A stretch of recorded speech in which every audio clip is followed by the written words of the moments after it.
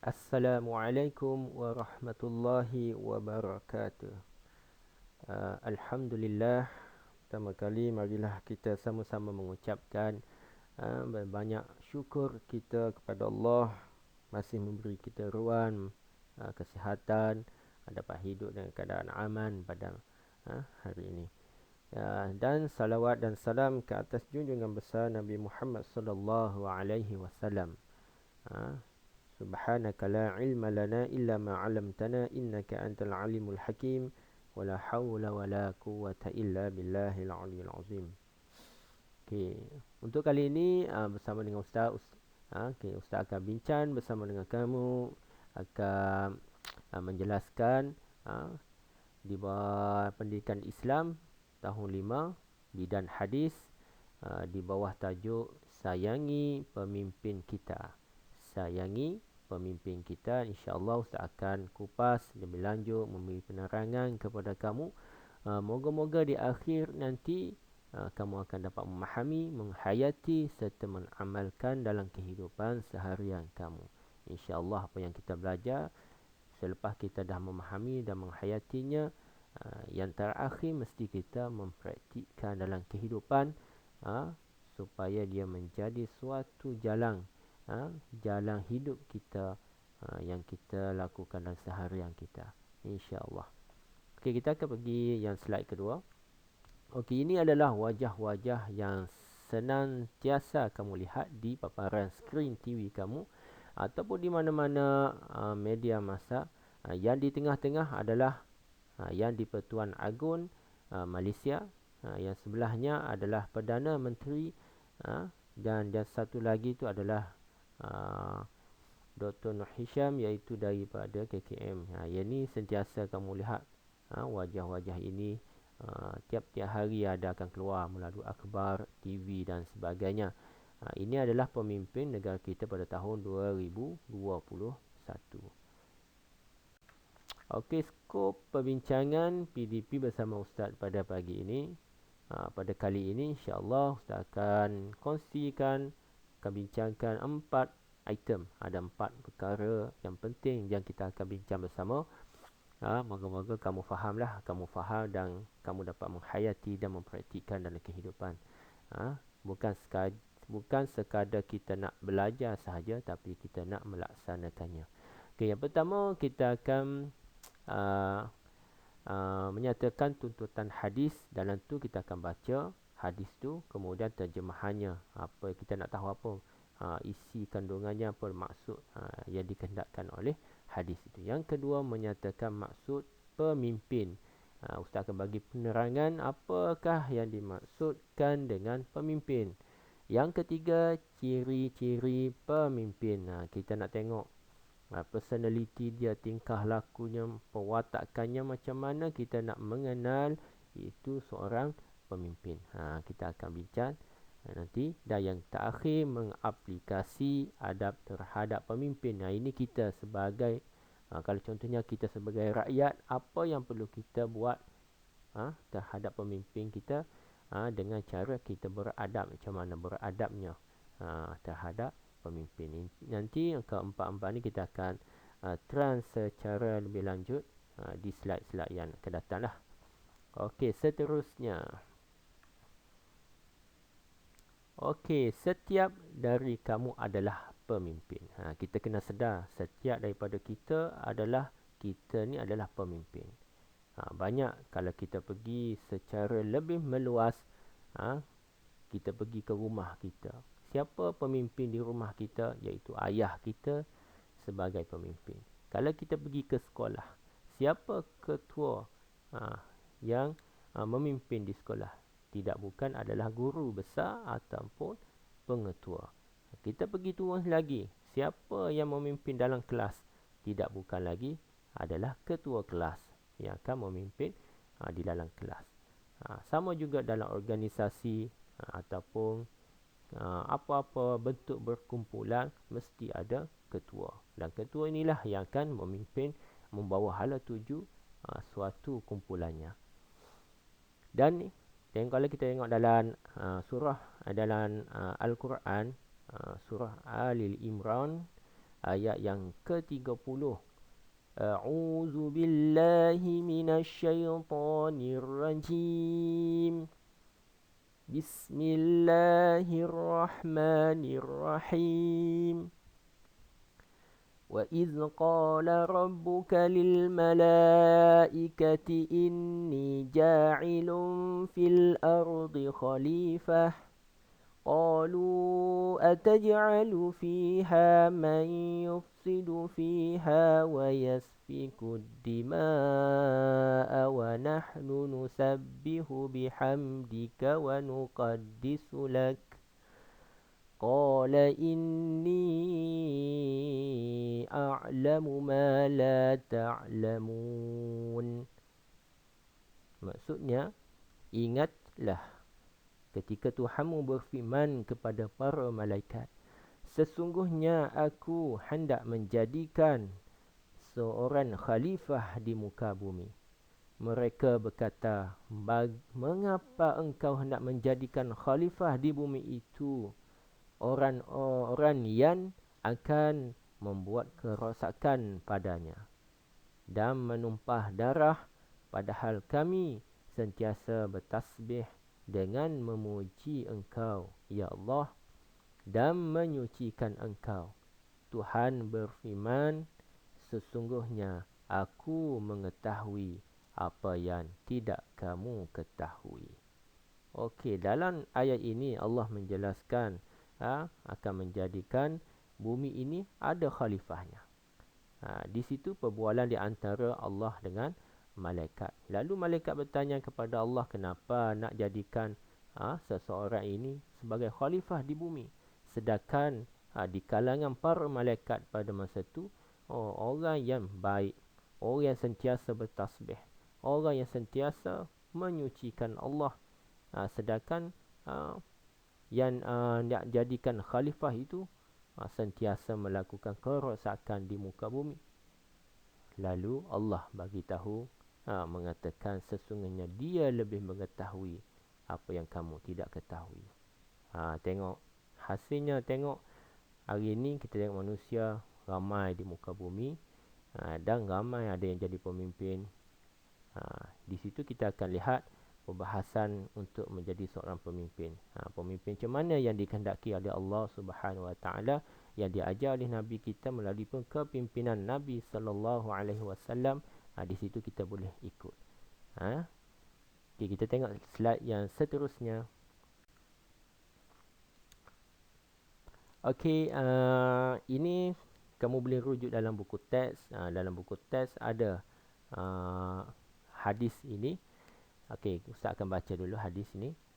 An Abdillah ibni Umar radhiyallahu anhuma anna an-nabiy sallallahu alaihi wasallam qala sam'u wat-ta'atu 'ala al-mar'i muslimi fima ahabba wa kariha ma lam yu'mar bi'ma'siyatin fa iza umira bima'siyatin fala sam'a wala ta'ata. Muttafiqun alaih. Okey, maksudnya ini sabda Nabi sallallahu alaihi wasallam daripada Abdullah ibn Umar radhiyallahu anhuma, bahawa Rasulullah sallallahu alaihi wasallam telah bersabda, wajib atas seorang muslim untuk mendengar dan taati kepada pemimpin dalam perkara yang dia suka dan benci, selagi dia tidak diperintahkan melakukan maksiat. Apabila diperintahkan melakukan maksiat, maka tiada kewajipan untuk mendengar dan mentaatinya. Dalam hadis ini, kita dapat fahami tuntutan Nabi supaya kita mentaati pemimpin. Dengan syarat ada dua. Selagi mana kita tidak disuruh melakukan maksiat, iaitu perkara-perkara keji, perkara yang mungkar, maka sama ada kita benci ke, sama ada kita suka, kita kena patuh. Kita kena taati pemimpin. Kecuali, ada pengecualinya, jika ia menyuruh kita, memerintahkan kita melakukan sesuatu yang mungkar, maka di situ fala sam'a wala ta'ata. Tidak ada lagi kita nak mendengar dan lagi mentaati pemimpin itu. Itu syarat yang Nabi bagi tahu kepada kita untuk kita sebagai, kalau sebagai rakyat, untuk kita mentaati pemimpin. Ataupun kita sebagai seorang anak mentaati ibu bapa kita. Sama ada kita juga seorang pelajar-pelajar dalam kelas dalam menghormati pemimpin ketua kelas kita. Selagi mana benda itu yang baik, kita kena patuhi dan kita kena dengar. Kecuali data perkara yang disuruh melakukan kejahatan, maka kita tidak lagi mendengar dan tidak lagi mentaati suruhannya itu. Okey, seterusnya. Okey, apakah yang dimaksudkan dengan pemimpin? Apakah yang dimaksudkan dengan pemimpin? Okey, di sini keratan buku teks, boleh kamu rujuk dalam buku teks juga. Okey, pemimpin, apakah yang dimaksudkan dengan pemimpin? Pemimpin ialah seorang yang dipertanggungjawabkan untuk mengetuai serta memimpin sesebuah kumpulan, persatuan, organisasi atau yang lebih besar, negara. Ingat, kata kuncinya adalah seseorang yang dipertanggungjawab. Dia kena galas tanggungjawab untuk apa? Untuk mengetuai, menjaga, mengurus, memimpin sebuah, sama ada kumpulan, persatuan, organisasi ataupun yang lebih besar, mengurus negara. Itu adalah maksudnya pemimpin. Rasulullah sallallahu alaihi wasallam bersabda, janganlah kamu mentaati perkara-perkara maksiat. Ya, ini perkara yang jahat, perkara yang keji, perkara yang mungkar. Ketaatan hanyalah dalam perkara yang ma'ruf. Riwayat Bukhari. Nabi pesan kepada kita, bila kita nak mentaati pemimpin, dia ada syarat. Syaratnya taat pada benda yang baik sahaja. Benda yang tidak baik, jangan kita taati, jangan kita ikut dan jangan kita dengar. Itu syarat sebagai kita sebagai seorang rakyat, untuk mentaati pemimpin. Bukan semua perkara kita kena wajib mentaati. Ada perkara yang baik, yang ma'ruf, itu boleh kita dengar dan boleh kita ikut. Sama ada kita suka ke tidak suka, itu lain kira. Tapi jikalah pemimpin kita menyuruh kita melakukan maksiat, melakukan perkara-perkara yang tidak baik, jadi tanggungjawab kita adalah tidak lagi kita mentaati dan mendengar apa yang diminta atau disuruh oleh pemimpin kita. Okey, seterusnya kita tengok. Ciri-ciri pemimpin. Macam mana kita nak mengenali pemimpin itu seorang yang bagus, seorang yang berkaliber, seorang yang bertanggungjawab terhadap orang bawahnya. Kita ingat, bila kita jadi seorang pemimpin, perkara itu ada satu tanggungjawab. Dia bukan mudah-mudah kita nak menjadi pemimpin. Sebab kita diberi tanggungjawab dan kita kena jaga. Kalau kamu tidak melaksanakan tanggungjawab itu dengan betul, dipertanggungkan di akhirat nanti, segala dosa-dosa yang kamu akan tanggung nanti. Itu penting. Bukan suka-suka nak jadi pemimpin. Hari ini ramai orang nak jadi pemimpin kerana harta, kerana duit nampak betul. Sedangkan tanggungjawab itu tidak pernah difikir akan dipersoalkan di akhirat nanti. Banyaklah akan disoal oleh Allah, malaikat nanti. Susah kita nak menjawab.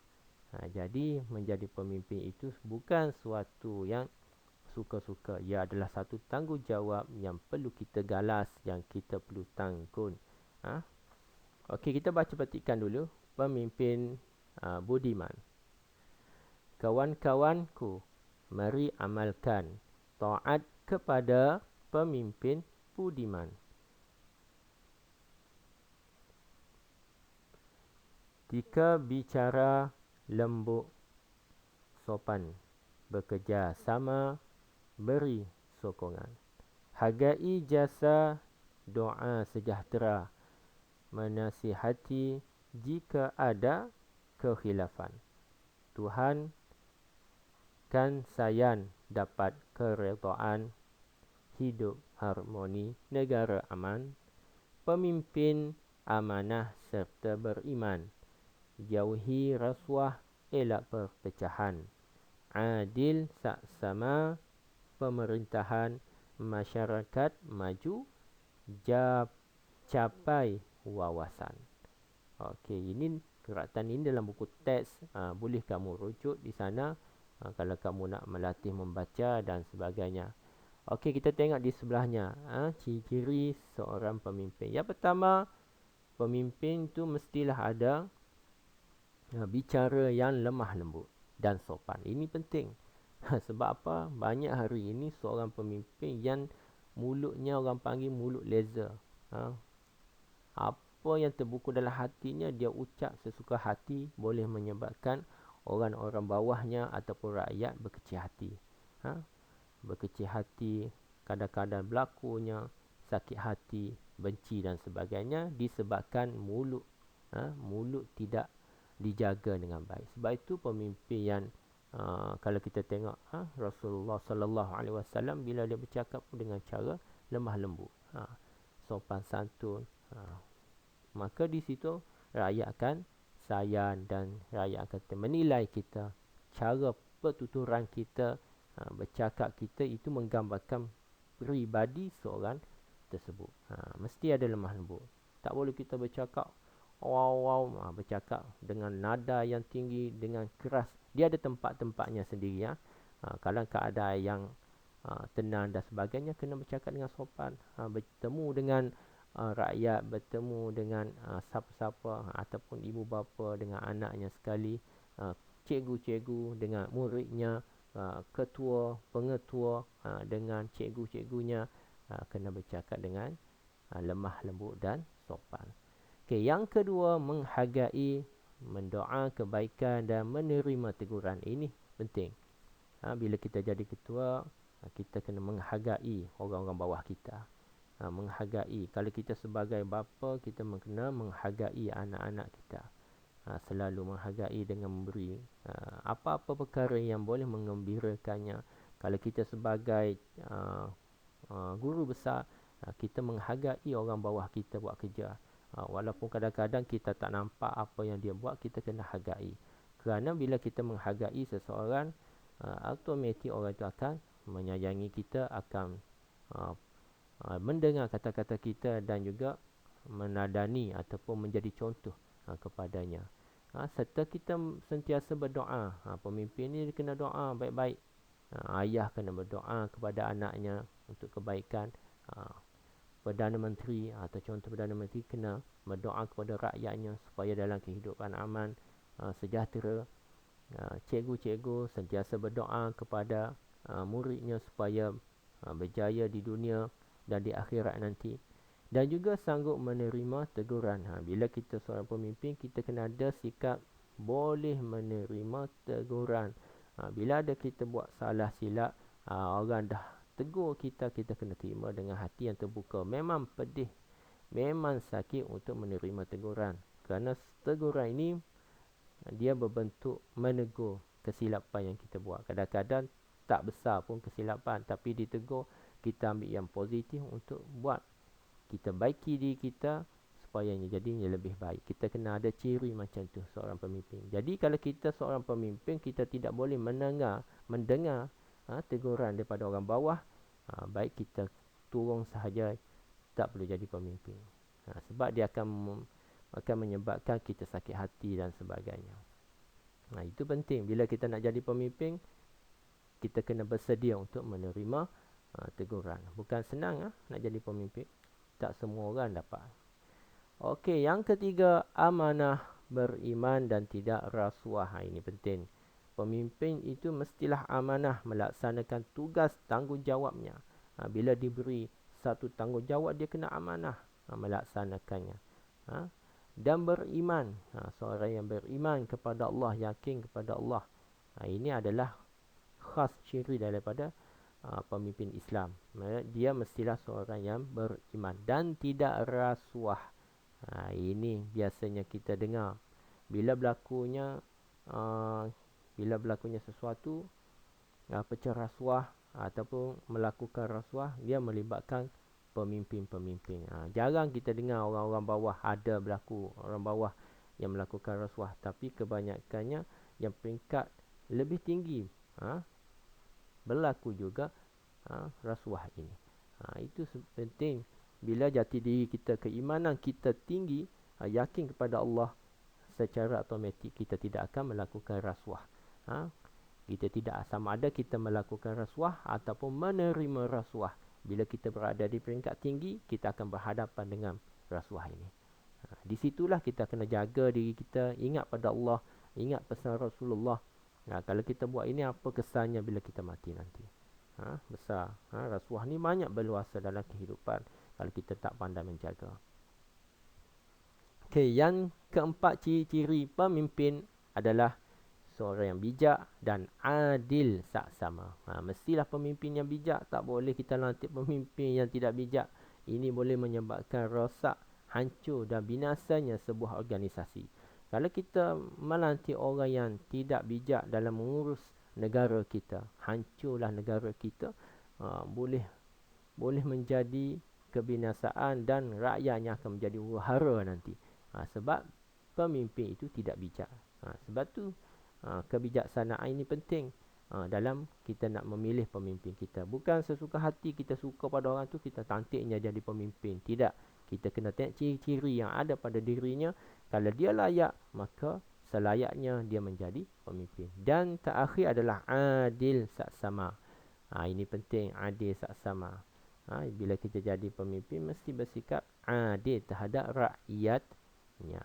Dan hadis Nabi ada bagi tahu kepada kita 7 golongan yang mendapat naungan di akhirat nanti. Siapa yang salah satu di antaranya yang mendapat naungan yang tidak ada naungan pada hari tersebut, iaitu yang pertama al-imamul adilu. Orang yang mendapat naungan di sisi Allah antaranya adalah iman yang adil, iaitu pemimpin yang adil. Penting pemimpin yang adil. Sebab itu benda ni kalau tidak berlaku keadilan dalam organisasi ataupun negara ataupun kumpulan, boleh menyebabkan kehancuran pada negara itu, kumpulan itu dan organisasi itu. Pemimpin mesti adil, kena melihat kalau contohnya beri bantuan, macam mana bantuan ini kepada golongan ini, macam mana. Dia adil ni tidak semestinya sama. Contohnya A perlukan RM50, B perlukan RM50. Tidak, kadang-kadang dia berlainan mengikut situasi keadaan. Boleh jadi A dia bagi RM50, B dia bagi RM70. Kita tengok tak sama. Rupa-rupanya kita tengok latar belakang orang yang menerima. Si A ni rupanya dia sederhana sikit. Dia miskin tapi dia levelnya sederhana. Adapun orang yang B ni diberi lebih sikit sebab dia memang orang yang betul-betul fakir, miskin dan memerlukan duit lebih. Jadi dia bagi mengikut keadaan dan situasi pada masa itu. Dia tak sama walaupun kita tengok secara kasarnya ini tak adil. Rupa-rupanya dilihat dari sudut yang lain supaya dapat memberi keadilan dan saksama kepada seseorang itu. Okey, faham di situ ciri-ciri pemimpin yang perlu ada pada seseorang untuk menjadi seorang pemimpin. Okey, seterusnya cara mentaati pemimpin. Okey, ada di sini ada 6 item untuk kita sebagai rakyat, sebagai anak, sebagai pelajar, apa yang perlu kita buat untuk mentaati pemimpin. Okey, yang pertama, patuh. Patuh kepada pemimpin yang beriman dan bertakwa. Kita kena taat dan patuh ikut kepada pemimpin yang beriman, yang yakin dan bertakwa kepada Allah Subhanahu Wa Taala. Yang ini kita kena buat. Kita kena patuh. Bila ibu bapa kita seorang yang patuh pada Allah, tanggungjawab kita adalah mentaati ibu bapa kita.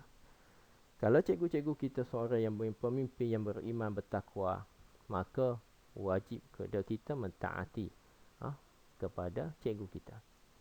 Sama juga dengan negara kita, kalau Perdana Menteri yang di-Pertuan Agong kita yang patut beriman kepada Allah, dan kita kena patuh kepada pemimpin. Yang pertama. Yang kedua, adil dan amanah. Adil dan amanah. Pilih pemimpin yang adil dan amanah. Tanggungjawab kita, kita mesti memilih pemimpin yang adil dan amanah. Ini perkara penting. Bukan semua manusia boleh kita lantik sesuka hati. Kita tengok orang ni bagus, kita pun lantik. Kita tengok orang ni, sesuai ni kita lantik. Tak, kita mesti memperhalusi dan kita mesti menilai.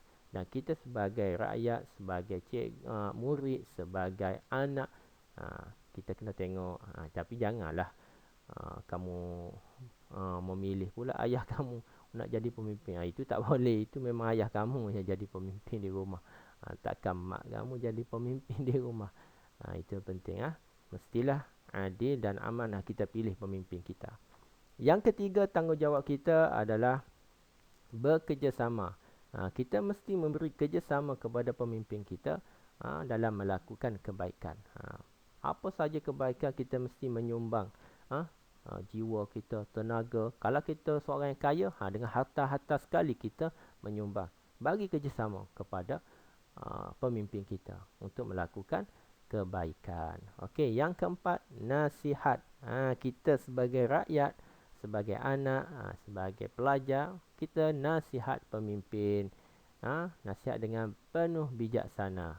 Jangan sembrono. Kena bijaksana dalam menyampaikan nasihat. Kalau kita tengok pemimpin kita salah, ada kesilapan, kita tegur dengan cara yang baik, dengan cara yang lemah lembut, dengan cara yang sopan, supaya di situ dapat kita mewujudkan suasana yang harmoni dalam kita menasihati ataupun kita memberi teguran kepada pemimpin. Kalau kita tersalah dengan nada yang suara yang keras, dia boleh menyebabkan berlakunya perkelahian ataupun berlaku pergaduhan antara kita dengan pemimpin. Perlu nasihat, mestilah bil mau'izatun hasanah, dengan cara yang baik. Okey, yang kelima, berdoa. Kita sebagai anak, sebagai pelajar, sebagai rakyat, sentiasa mendoakan kesejahteraan kepada pemimpin kita. Janganlah kita doa benda yang tak betul. Pemimpin kita yang dah bagus, dah baik, melaksanakan perkara yang baik, kita mohonlah kepada Allah, ya Allah, ampunlah dosaku, dosa pemimpinku, ya Allah. Berilah kemudahan kepada pemimpinku dalam melaksanakan tanggungjawabnya terhadap rakyat. Tanggungjawab cikgu, memudahkan urusan cikgu, melayani anak-anak muridnya, mengajar, ataupun ya Allah, ampunlah dosa ibu babaku, ya Allah, yang sentiasa mendoaku, yang sentiasa mengajarku, yang sentiasa memberi kebaikan kepadaku. Kita doa kebaikan kepada pemimpin kita. Jangan kita doa benda yang jahat. Ya Allah, kau jatuhkanlah, ya Allah, orang ini, aku tak suka. Itu tidak betul caranya. Tak betul cara yang diajar oleh Nabi kita. Okey, seterusnya, yang terakhir, iaitu cara mentaati pemimpin yang menghargai jasa. Sentiasa menghargai jasa dan pengorbanan pemimpin terhadap kita dan negara. Kita kena menghargailah jasa pemimpin kita. Apa yang dia buat ini, apa saja yang dibuat oleh pemimpin kita, kita bangkang. Kita tak sokong. Walaupun benda tu baik. Sebab apa? Sebab kita tak suka padanya. Itu tak betul. Benda yang baik kita sokong. Walaupun kamu tak suka, kamu kena sokong benda yang baik. Kecuali dia membuat perkara yang tidak baik. Perkara mungkar yang boleh merosakkan negara. Barulah kita tidak bersetuju untuk mentaatinya. Jadi kita mestilah ada perasaan menghargai. Kalau cikgu kita yang pernah mengajar kita daripada tahun 1 sampai tahun 6, kita kena hargai jasanya. Walaupun dia pernah mengajar kita hanya satu perkataan sahaja. Besar. Kalau kamu menghargai cikgu kamu, walaupun dia hanya sekejap sahaja mengajar kamu, tapi besar keberkatannya dalam kehidupan kita. Itu perlu kita amati dan kita kena teliti. Ini adalah 6 perkara yang perlu kita buat untuk mentaati pemimpin kita. Okey, seterusnya, kepentingan mentaati pemimpin. Ada 6 juga kepentingan apa yang kita dapat daripada kita mentaati pemimpin. Yang pertama, hubungan. Dapat mengeratkan hubungan baik antara pemimpin dengan orang bawahnya. Bila kita mentaati pemimpin secara langsung, hubungan yang akan menjadi baik.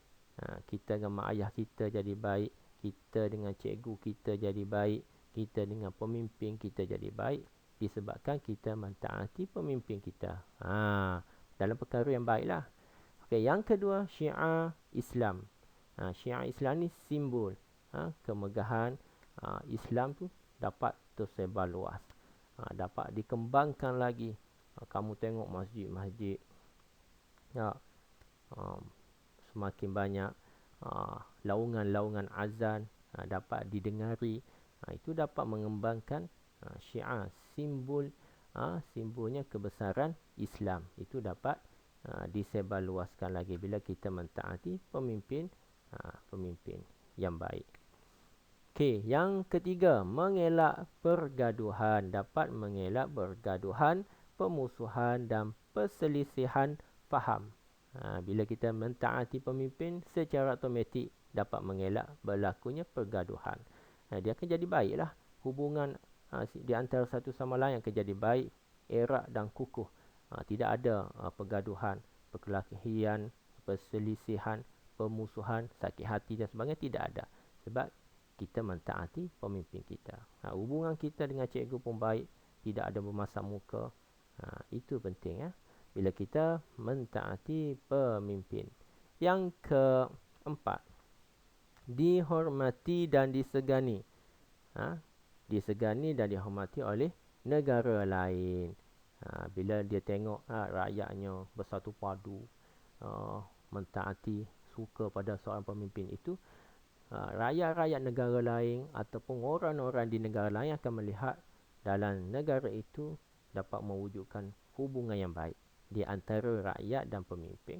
Maka secara automatik negara lain akan sanjung kita, akan segani kita dengan sikap rakyat dan pemimpinnya bersatu padu. Sama juga kita dalam keluarga. Kita dengan mak ayah kita, bila kita baik dengan mak ayah kita, sentiasa taat pada perintah mak ayah kita, secara automatik jiran-jiran kita akan tengok kita, dia akan hormati dan segani kita. Kenapa? Dapat mewujudkan keluarga yang sakinah, mawaddah, warahmah. Menjadi contoh kepada orang lain. Okay. Yang kelima, keimanan. Dapat memantapkan keimanan kepada Allah Subhanahu Wa Taala. Secara automatik bila kita mentaati memimpin, keimanan kita pada Allah akan meningkat. Sebab apa meningkat? Sebab kita melakukan kebaikan. Bila kita melakukan kebaikan, secara automatiknya keimanan tu semakin kuat. Yakin pada Allah. Kalau kita tak yakin pada Allah, kita tak akan mentaati pemimpin. Kita tak akan beriman dengan ayat Al-Quran, dengan hadis Nabi. Sebab itulah bila kita mentaati, bahawasanya di situ kita faham apa yang dikehendaki oleh Allah, apa yang dikehendaki oleh Nabi, untuk buat kebaikan kepada pemimpin. Sebab itulah keimanan kita akan bertambah. Yang terakhir, keharmonian. Secara automatik juga dapat menjamin keharmonian negara. Negara kita akan dalam keadaan aman damai. Rakyatnya bersatu padu, bekerjasama, di antara rakyat dengan pemimpin, di antara guru dengan muridnya, dengan pelajarnya, di antara ayah dengan anak-anaknya, akan mewujudkan suasana yang senang, damai dan harmoni. Bila kita mentaati pemimpin. Cuba bayangkan jika kamu tidak mentaati pemimpin. Suasananya macam mana? Confirm suasananya celaru, berlakunya pergaduhan, sehingga boleh membawa kepada kerosakan sebuah negara. berlaku peperangan, pembunuhan dan sebagainya. Itu penting kita mentaati pemimpin. Okay, Alhamdulillah. Itu semua perkongsian Ustaz pada kali ini. Moga-moga Ustaz mendoakan kesejahteraan dan kebaikan untuk kamu semua, dapat belajar dengan baik walaupun musim kita menghadapi cabaran. Dunia sekarang menghadapi COVID-19, dah hampir 2 tahun dah masuk. Kita menghadapi suasana sedemikian dan kita belajar dengan cara sedemikian. Tak apa, yang penting kita terus belajar dan jangan mudah putus asa. Sentiasa niatkan dalam hati untuk belajar. Itu yang penting. Dan Ustaz doakan supaya kamu berusaha lebih sungguh-sungguh dan berjaya dalam kehidupan kamu di dunia dan di akhirat. Okay, setakat itu perkongsian Ustaz untuk kali ini. Ustaz sudahi. Assalamualaikum warahmatullahi wabarakatuh.